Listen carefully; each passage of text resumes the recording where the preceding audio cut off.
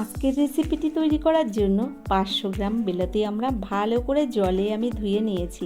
আমড়াগুলোকে প্রথম আমি কেটে নেব। নমস্কার বন্ধুরা, আশা করছি হয়তো সকলেই ভালো আছেন। পিয়ার রান্নাঘর থেকে আমি তন্দ্রা আজ নিয়ে এলাম আমড়ার চাটনির একটা রেসিপি। তো কিভাবে এই চাটনিটা আমি রান্না করি সঙ্গে থাকুন, দেখতে থাকুন, আশা করছি আপনাদের ভালো লাগবে। দেখুন আমড়াগুলোকে আমি খোসা ছাড়িয়ে কেটে নিয়েছি টুকরো টুকরো করে। এবার গ্যাসের উপর একটা কড়াই গরম বসিয়ে দিয়েছিলাম। কড়াইটা গরম হয়ে গেছে। 3 চামচ সর্ষের তেল দিয়ে দিলাম কড়াইয়ের মধ্যে। ভালো করে তেলটাকে গরম করে নিয়ে এর মধ্যে দিয়ে দিলাম ফোড়ন।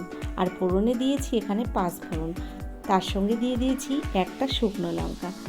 এবার ফোড়নটাকে হালকা আঁচে একটু ভেজে নেব। তো ভালো করে আমি ফোড়নটাকে দেখুন ভেজে নিচ্ছি। এর মধ্যে কেটে নেওয়া আমড়াগুলো দেখুন আমি এবার ঢেলে দিচ্ছি। তো দেখুন আমড়াগুলো দেওয়ার পরে ভালো করে নেড়ে চেড়ে আমি কিন্তু আমড়াটাকে একটু ভেজে নেব। তো এর মধ্যে আমি দিয়ে দিচ্ছি এবার স্বাদ মতো লবণ আর একদম অল্প পরিমাণে একটু হলুদ গুঁড়ো দেব। দেখুন লবণটা দিয়ে দিলাম। এবার আমি হলুদ গুঁড়োটা দিয়ে দিচ্ছি। আমি চাটনিতে সাধারণত হলুদ খুব একটা কখনোই ব্যবহার করি না, তবে আমড়ার চাটনিটা সাদা রাখলে দেখতে এটা বেশি ভালো হয় না, যে কারণে আমি একটু হলুদ ব্যবহার করেছি এখানে। দেখুন আমি ভালো করে লবণ হলুদটাকে মিশিয়ে দিয়ে ঢাকনা দিয়ে 5 মিনিটের জন্য ঢেকে দিয়েছিলাম। 5 মিনিট বাদে ঢাকনাটাকে খুলে আমি আবার একটু খুন্তি দিয়ে নেড়ে চেড়ে দেখছি। তো এখানে দেখুন আমড়াটা বেশ ভালো সিদ্ধ হয়ে গেছে। এবার আমি এর মধ্যে একদম অল্প পরিমাণে একটু জল দিয়ে দিচ্ছি, কড়াইয়ের নিচেতে যাতে আমড়াটা ধরে না যায়, যে কারণে আমি অল্প একটু জল ব্যবহার করেছি। জলটা দেওয়ার পরে ভালো করে জলটাকে মিশিয়ে দিলাম। এবার এর মধ্যে আমি পরপর বাকি উপকরণগুলোও দিয়ে দেবো, তবে তার আগে আবার আমি একটু ঢাকনা বন্ধ করে কিছুক্ষণের জন্য ঢেকে দিয়েছি। তো কিছুক্ষণ বাদে ঢাকনাটাকে খুলে দেখলাম আমড়াটা পুরোপুরি সিদ্ধ হয়ে গেছে। এবার আমি এর মধ্যে দিয়ে দেব পরিমাণ মতো চিনি। আর চাটনি জিনিসটা একটু মিষ্টি মিষ্টি হলেই বেশি ভালো লাগে। আমি খুব একটা টক খেতে পছন্দ করি না, যে কারণে আমি চিনির পরিমাণটা এখানে কিন্তু বেশ খানিকটা দিয়েছি। আপনারা একটু বাড়িয়ে কমিয়ে দিতে পারেন। তো এখানে আমি 500 গ্রাম আমড়ার জন্য 300 গ্রাম চিনি ব্যবহার করেছি।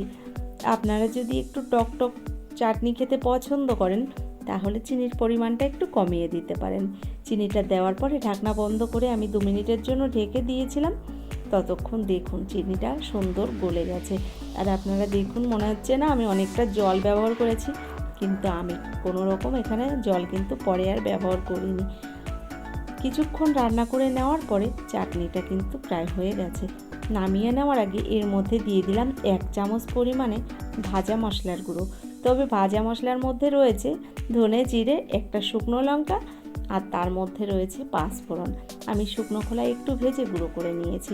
মশলাটাকে দেওয়ার পরে ভালো করে মশলাটাকে মিশিয়ে দিলাম চাটনির সঙ্গে। এবার ঢাকনা বন্ধ করে আমি গ্যাসটা বন্ধ করে দিয়েছি। স্টিমে আমি কিছুক্ষণ রেখেছিলাম। দেখুন চাটনিটা পুরোপুরি রেডি। আর দেখুন এটা দেখতে কি সুন্দর হয়েছে। এবার আমি আপনাদের নামিয়ে দেখাবো। তো বন্ধুরা, কেমন লাগলো আমার এই চাটনির রেসিপিটি অবশ্যই সেটা লিখে জানাবেন। যদি আমার এই চাটনির রেসিপিটি আপনাদের ভালো লেগে থাকে তাহলে অবশ্যই ভিডিওটি দেখার পরে একটা লাইক দিয়ে চ্যানেলটিকে সাবস্ক্রাইব করে দেবেন। আর আমার ভিডিওর পাশে থাকা বেল আইকনটি ক্লিক করে নোটিফিকেশানটা অল করে দেবেন। যারা ভিডিওটি ফেসবুক থেকে দেখছেন অবশ্যই আমার পেজটাকে ফলো করবেন। ধন্যবাদ।